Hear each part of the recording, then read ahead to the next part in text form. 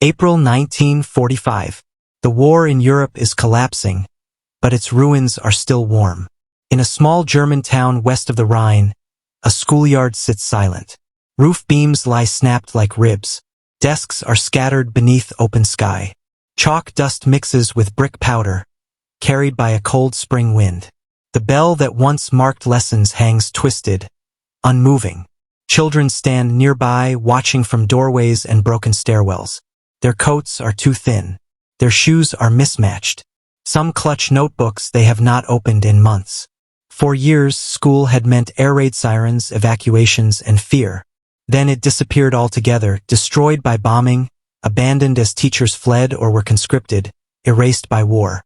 Now unfamiliar sounds echo through the street. Boots on stone. Engines idling. Orders spoken in English. American troops enter the square. Not advancing, not searching, but stopping. They look at the building. They look at the children. One soldier steps inside the wreckage. Another lifts a fallen desk. Someone pulls a blackboard upright. For the children watching, nothing is said yet. But something impossible is beginning to take shape. An ending that does not arrive with gunfire, but with intention. That moment opens a larger story. One shaped by total war, collapse, and an unexpected decision made in the final weeks of fighting. By the spring of 1945, Germany was no longer fighting to win the war. It was fighting to survive its end. The Western Front had broken open after the Allied crossing of the Rhine in March. American, British, and Canadian forces moved rapidly into the heart of the country, encountering disorganized resistance and cities already shattered by years of bombing. The German military command structure was collapsing. Rail lines were cut. Fuel was scarce. Communication between units failed daily. Behind the front lines, civilian life had nearly ceased to function. Since 1943, Allied strategic bombing had targeted Germany's industrial centers, transport hubs, and urban infrastructure. Cities like Hamburg, Cologne, Essen, and Kassel had suffered repeated attacks. Residential districts were flattened alongside factories. Firestorms consumed entire neighborhoods. By 1945, millions of civilians were displaced within their own country. Children were among the most affected. Schools had been closed repeatedly during the war. Some were destroyed outright. Others were converted into hospitals, barracks, or storage depots. Teachers were drafted into the military or assigned to civil defense duties. Lessons, when they occurred at all, were irregular and often conducted in cellars or private homes during brief lulls between air raids. The Nazi regime had attempted to maintain ideological education through organizations like the Hitler Youth, but by late 1944 even these structures were unraveling. Boys as young as 14 were pulled from classrooms and sent to anti-aircraft units or emergency militias. Younger children were evacuated from cities through programs like the Kinderlandverschicking, sent to rural areas or foster families to escape bombing. Many never returned home. As Allied forces advanced, these systems collapsed entirely. In towns near the front, families fled on foot, carrying what they could. Children were separated from parents during evacuations or air raids. Others remained behind in damaged cities, living in basements or ruined buildings. Hunger was widespread. Rations had been shrinking for years, and transport disruption made food distribution unreliable. By April 1945, education in much of Western Germany had ceased to exist. For American troops pushing eastward, the war they encountered was no longer defined solely by enemy positions. It was defined by civilians emerging from ruins, by children watching silently from rubble, and by institutions, schools, hospitals, homes, that no longer functioned. This was the environment in which U.S. Army units began to occupy German towns, not as temporary visitors, but as the authority that would determine what happened next. That responsibility would soon extend beyond security, into the question of how a shattered society could begin again. The collapse of Germany in 1945 was not only military. It was administrative, social, and moral. By the time American forces reached the central regions of the country, local governments were barely functioning. Many town officials had fled, been killed, or were under arrest. Records were destroyed or abandoned. Utilities operated intermittently, if at all. Electricity, clean water, and heating were unreliable even in areas spared the worst bombing. For children, this breakdown was especially severe. School had once provided structure, daily routines, meals, supervision, and warmth during winter months. This disappearance left a void. In bomb towns, children spent their days scavenging for fuel, standing in ration lines, or simply waiting. Some had not seen a classroom in over a year. Others had lost both parents and were living with relatives, neighbors, or alone. American planners were aware of this condition before their troops ever arrived. Intelligence assessments prepared by the U.S. Army Civil Affairs Division warned that Germany faced an immediate humanitarian crisis once fighting ended. Food shortages, disease, and mass displacement threatened to overwhelm occupation forces if not addressed quickly. Education, while not an initial military priority, was recognized as essential to stabilizing civilian life, particularly for children. As American units advanced, they were accompanied by civil affairs officers trained to assess local conditions. Their mission was to restore basic services as soon as combat allowed, reopen utilities, organize food distribution, re-establish local governance, and identify critical civilian needs. In many towns, one of the first structures they examined was the school. Not because education could resume immediately, but because schools were central, familiar spaces. They could be used as shelters, clinics, or distribution centers. More importantly, they represented continuity, a link to normal life that had been severed by war. U.S. Army regulations emphasized strict discipline in dealing with civilians. Looting was prohibited. Property was to be respected. Soldiers were instructed to assist where possible but avoid fraternization. Yet the reality on the ground was more complex. American troops were often the first organized authority children had seen in weeks or months. They arrived in uniforms associated with bombing and defeat, but also with order and resources. Their behavior would shape civilian perceptions of the occupation from the very first days. In some towns, commanders made practical decisions that went beyond written directives. With fighting moving on, units had time, manpower, and materials. And they faced a population, especially its youngest members, whose future would be defined by what happened next. It was within this fragile moment, amid ruins and uncertainty, that American soldiers would take an unexpected step, one that shifted their role from occupiers to rebuilders, and placed children at the center of Germany's first post-war recovery. That shift can only be understood by examining the different forces at play, human, logistical, moral, that converged in those early weeks. The first angle was human. For German children in the spring of 1945, the war had erased childhood itself. Many had learned to identify aircraft by sound before they learned to read. Playgrounds were craters. Toys were replaced by debris repurposed for survival. Authority figures, teachers, officials, even parents, had vanished or become unreliable. Trust had narrowed to immediate family, if it existed at all. When American troops entered towns, children did not greet them. They watched. From windows, from doorways, from behind walls that no longer had roofs. Uniforms meant danger. Soldiers meant loss. The instinct was caution, not curiosity. Yet when American units paused, when they stopped advancing and began assessing, the tone changed subtly. Soldiers inspected buildings not for threats, but for usability. They noticed desks overturned, books scattered, blackboards cracked but intact. Civil affairs officers spoke with remaining adults. Interpreters asked questions about children, how many, where they were, whether any teachers remained. For the children, the shift was confusing. The war was not officially over yet. But something was different. No shouting. No orders directed at them. No demand to flee. The second angle was logistical. Reopening a school in a bomb town was not symbolic alone. It was practical. American units carried engineers, carpenters, and supply trucks. They had access to lumber, nails, fuel, and transport. A partially destroyed school could be stabilized quickly. Roofs patched, windows boarded, rubble cleared. In several occupied towns in Western Germany, after-action reports and civil affairs records describe schools being cleared within days of occupation. not fully rebuilt but made usable. 1 or 2 rooms. Enough to gather children indoors. Enough to restore routine. These decisions were often made at the unit level. Company commanders authorized work details. Engineers redirected materials. Soldiers volunteered time between patrols. There was no grand directive to reopen German schools immediately, but there was latitude to act. The third angle was moral. American troops had spent years fighting a regime responsible for immense destruction.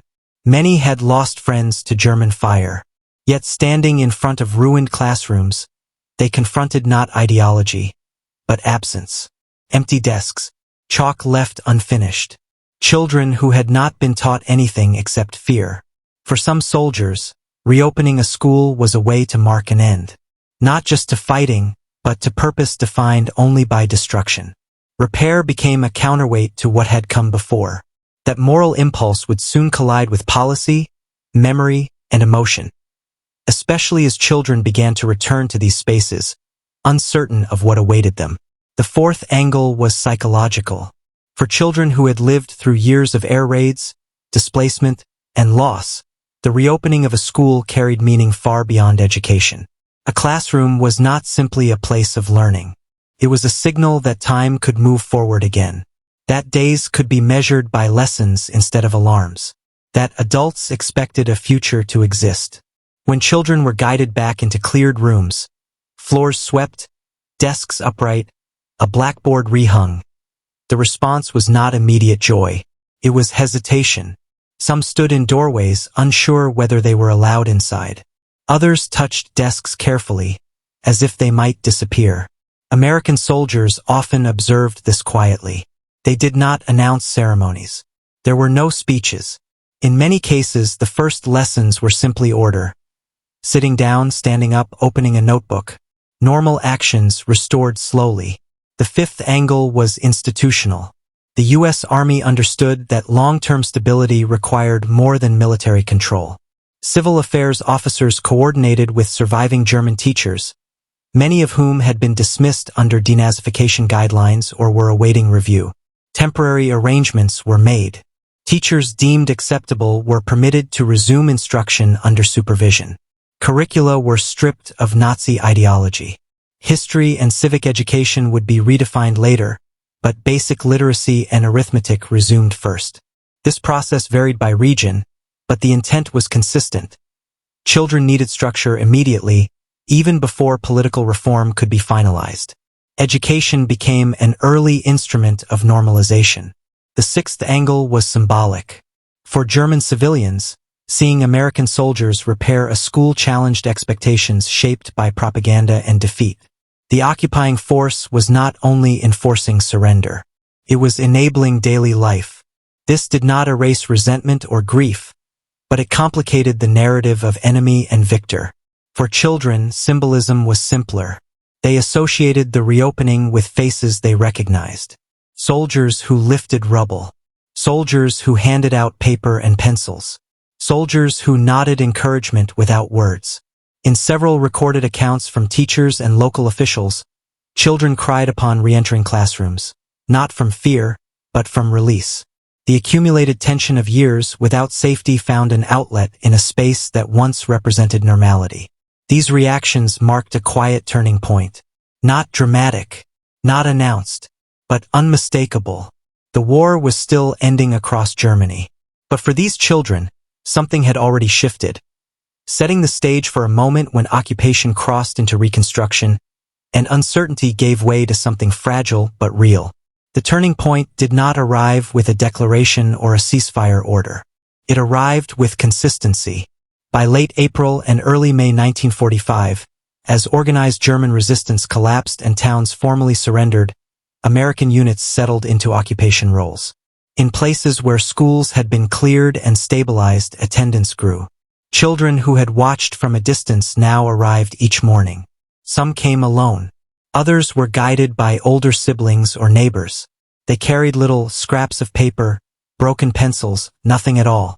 American civil affairs officers monitored these gatherings closely. Reports from the period note that schools quickly became focal points of civilian life. Parents and guardians, where they existed, used them as landmarks of safety. Relief organizations coordinated food distribution nearby. Medical teams conducted basic health checks on children who appeared malnourished or ill. For the children themselves, the emotional shift was visible. They had been trained by war to expect disruption. Bombing raids had conditioned them to flee enclosed spaces. Yet day after day, nothing exploded. No sirens sounded. Soldiers returned, not with weapons drawn, but with supplies. The routine held. In several towns, American soldiers helped source basic materials. Paper was scarce. So were books. Military surplus was repurposed. Blank forms became notebooks. Charcoal replaced chalk. Desks were repaired from packing crates. These were not symbolic gestures. They were improvised solutions to immediate need. One civil affairs report from May 1945 describes children crying openly during the first full day of instruction. Not during air raids, not during surrender, but while seated at desks, listening to a teacher speak calmly for the first time in years. The reaction surprised observers. It was not fear. It was release. For American troops witnessing this, the moment carried unexpected weight. Many had expected hostility. Others expected indifference. Instead, they saw children responding to stability with emotion they could no longer contain. The realization was sobering. These classrooms had not just been damaged by bombs. They had been absent for so long that their return felt overwhelming. The act of reopening a school, once practical then symbolic, had crossed into something irreversible. It marked a boundary between war and aftermath that no official document could define. And as word spread to neighboring districts, similar efforts began elsewhere, expanding the impact beyond a single town. As Germany formally surrendered on May 7, 1945, the fighting ended, but the transformation unfolding in occupied towns accelerated. With combat operations concluded, American commanders were granted greater flexibility. Resources once reserved for movement and defense were redirected toward stabilization. Civil affairs units expanded their reach. Education, previously a secondary concern, rose quickly in priority, especially where reopened schools had already demonstrated their effect on civilian morale. By mid-May, U.S. Army directives encouraged local commanders to support the resumption of elementary education wherever feasible. The rationale was explicit. Children needed routine, supervision, and purpose. Left idle, they risked malnutrition, illness, and unrest. Reopening schools was not framed as generosity. It was framed as necessity. In towns where schools had been restored, attendance doubled within weeks. Children arrived early. Some waited outside locked doors. Others helped sweep floors or straighten benches before teachers arrived. These behaviors were noted repeatedly in occupation reports. The structure itself had become meaningful. Order was no longer imposed. It was sought. The emotional response deepened. Teachers later recalled moments when children broke down without warning. During roll call, while reading aloud, or when asked to write their names. These were not isolated incidents. Psychologists attached to occupation units observed that prolonged stress often delayed emotional release. The safety of a classroom allowed grief to surface. American soldiers witnessed this quietly.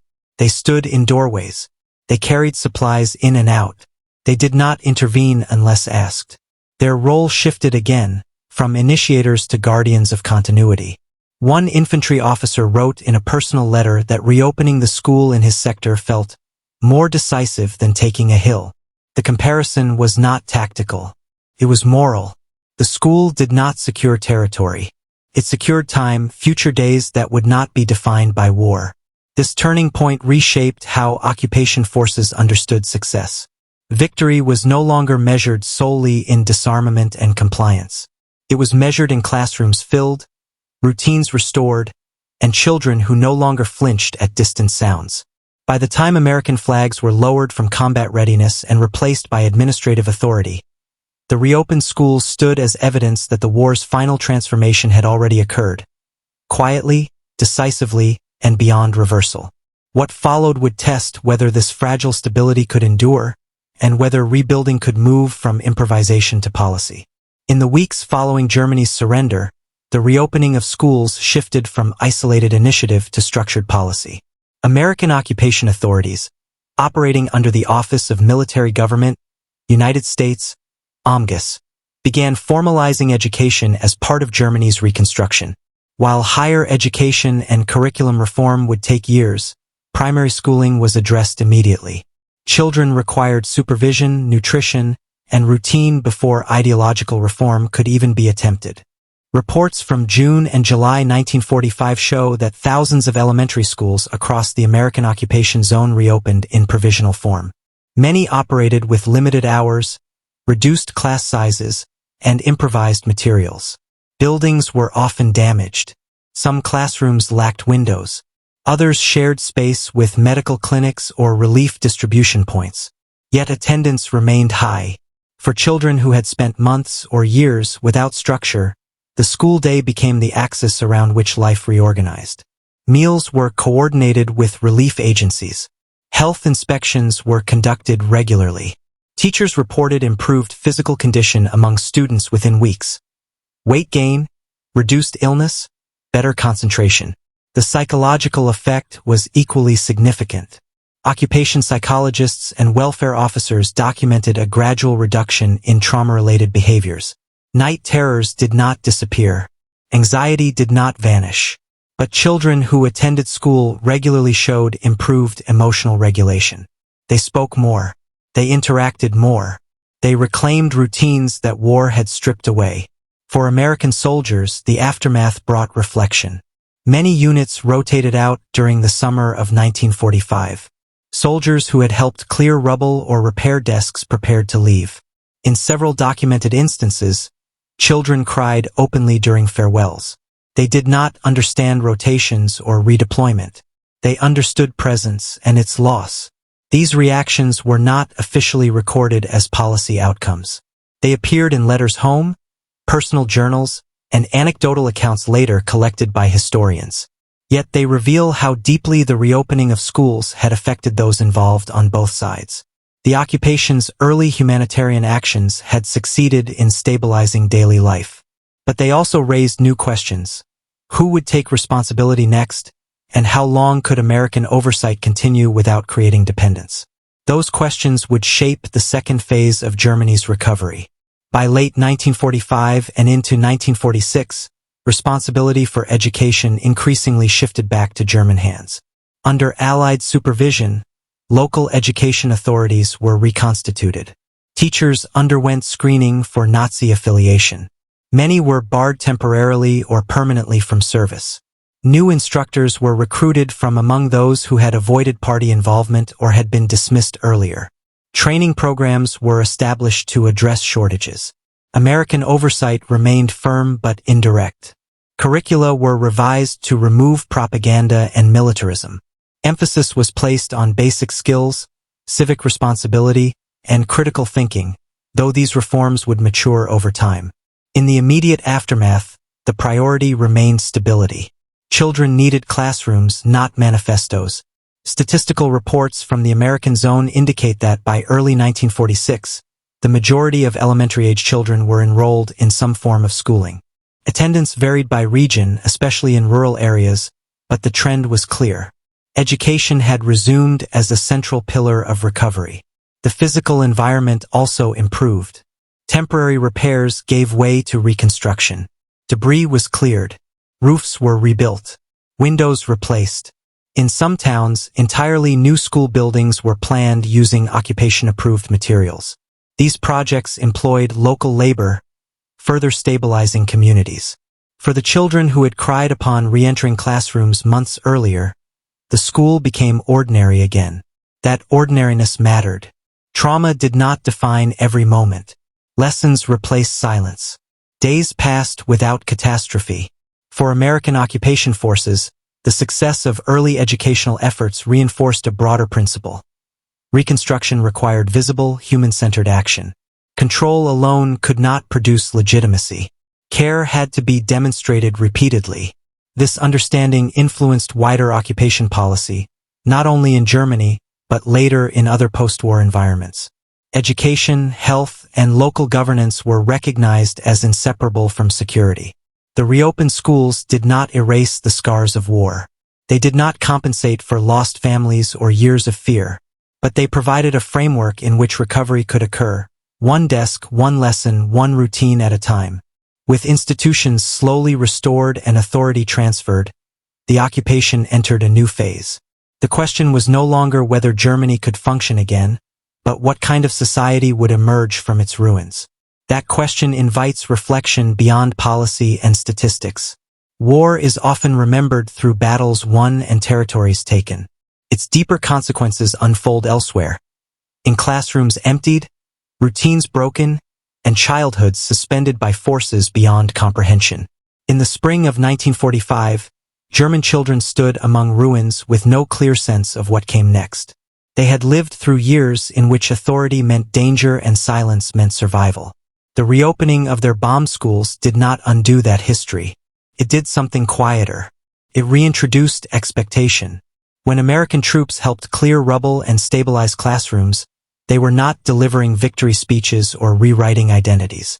They were restoring time, hours that could be measured, days that followed patterns, futures that could be imagined again. For the children who wept upon returning to school, the tears were not simply about desks and chalkboards. They were the release of tension held for too long. The acknowledgement that safety, however fragile, had returned to a place once defined by fear. This moment remains instructive. It shows that the aftermath of war is not resolved by declarations alone. Recovery begins when the structures that shape daily life are rebuilt, and when the youngest victims are given something more than survival. The reopened schools of post-war Germany were modest achievements. They lacked resources. They bore scars. Yet within them, the war's final transformation occurred, not through force, but through care. History often asks who won. This moment asks a different question: what was preserved? And in those classrooms, amid dust and uncertainty, something essential endured.